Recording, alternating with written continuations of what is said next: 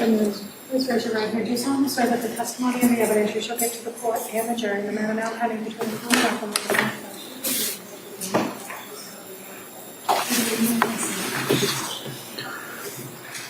Hey, good afternoon. Yes, Your Honor.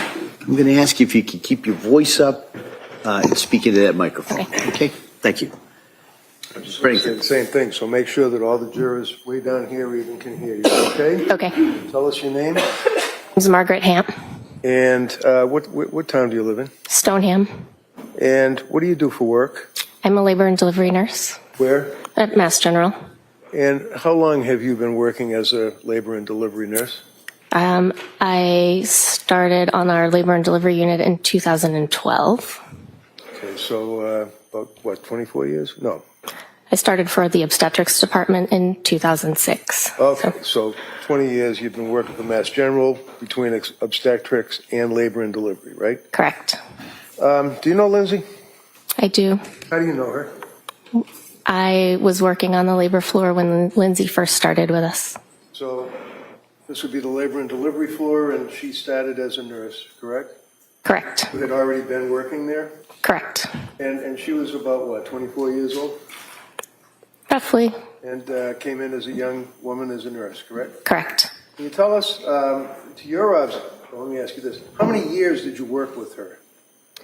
She started, I believe, in 2015, and I worked until 2002 when she went out with Callan. About 7 years or thereabouts.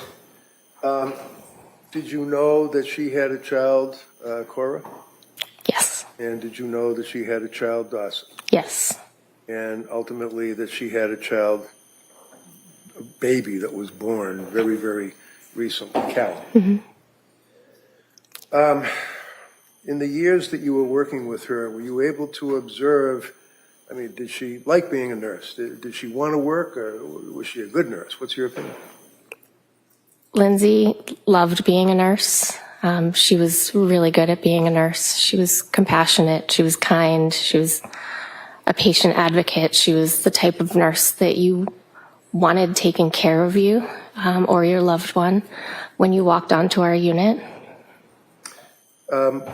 Did you observe, for example, that on occasion when she would be involved with the delivery of a baby that she would become emotional? Lindsay was often emotional during birth of complete strangers. She would cry and she would just say that was so beautiful. You could just tell that she really loved being in that setting. Over those years, right up until the time of Callan being born, fair to say that you stayed friendly with her? Yes. And you're still friendly with her? Yes. Can you tell us, did you observe during the time you worked with her how she emoted or felt about her children, all three of them? Yes. Tell us anything that you recall. So Lindsay and I worked the night shift together, and often on the night shift you get to have an opportunity to really get to know your coworkers and celebrate things that are happening in their lives or support them with things that are not going so well. Lindsay asked a lot of questions of her coworkers about parenting. Simple things as she would poll the nursing staff about monogrammed lunch boxes, right down to sleeping habits. What questions do you ask a daycare provider to make sure that you're in the right place?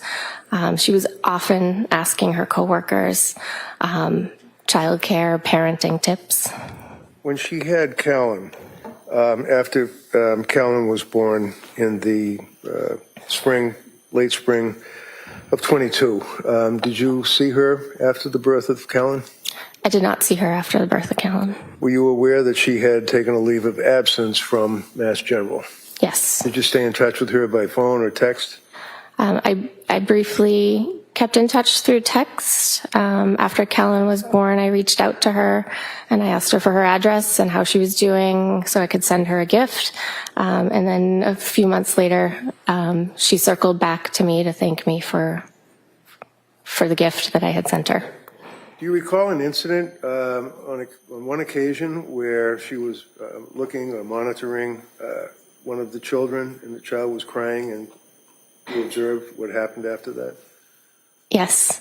Tell us about that. Lindsay often checked in on her kids while they were sleeping at night. Again, we worked the night shift, and she had the ability to look at her phone and see what Cora or Callan were doing in their cribs. And she shared that with a lot of us. There was one particular night that Cora was crying. She was probably about 6 months old, and Lindsay never let Cora cry. She wasn't at that point in parenting, and she was very communicative about that. And Cora was crying on the monitor. It was the middle of the night, and maybe after 10 minutes, she started to call Pat, and he wasn't answering. And she got really worried that Cora was crying, but now Pat wasn't answering his phone. So in the middle of the night, she called the police to do a wellness check on her family. Okay. And while you were working the night shift, is that pretty much what you both worked together all those years? Yes. Would that be through the pandemic as well? Yes. Would you say that that was quite a bonding experience, being in labor delivery up close and personal with patients during the pandemic at night? Of course, it was a very challenging time as a healthcare provider. Thank you very much. You can inquire. All right, Commonwealth? Good morning. Good morning. So the incident that you just told us about where Ms. Clancy was watching the monitor overnight, you were aware that the police responded and everything was fine, right? Yes. And you worked with her through 2022 when she went out with leave on Callan? Correct. And you never visited their house after Callan was born, did you? No. You don't know what was going on in her life, did you? No. And she didn't share any of her struggles with you via text or in any other capacity, did she? No. And as a labor and delivery nurse, and having been trained in labor and delivery, and you said you worked obstetrics before, correct? Correct. Is it fair to say that you often have patients that come to you in both those areas that have some mental illness or are on psychiatric medications, right? Sometimes. And working labor and delivery, you have some training on how to handle patients that are on certain types of medications, right? Limited training, yes. Well, it affects how you're going to go through a birth plan or do a delivery if a person is on some sort of long-term medication, right? Right. And so you're aware that Zoloft is something that's deemed safe for pregnant moms and breastfeeding moms? Yes. And you've had patients that have dealt with bipolar issues before? Yes. And that they have to remain medication compliant in order to manage those things, right? Yes. Thank you. Nothing further. All right, Ms. Brennington? So your experience dealing with patients that have birthed a child, as the district attorney asked, and are on Zoloft and expressing issues of being a parent, were you aware of any incidents where Lindsay was with you and a woman did in fact express concern that she wanted to hurt herself or her child? There was a particular patient that Lindsay was on staff when this patient arrived. It was a patient that arrived to the unit that had plans to harm herself while she was pregnant. And we had a conversation. Lindsay was brand new. It was the summer that she had just started. And we had a conversation about mental health in pregnancy and postpartum. And I asked her if she had ever heard of the Andrea Yates case, and she hadn't.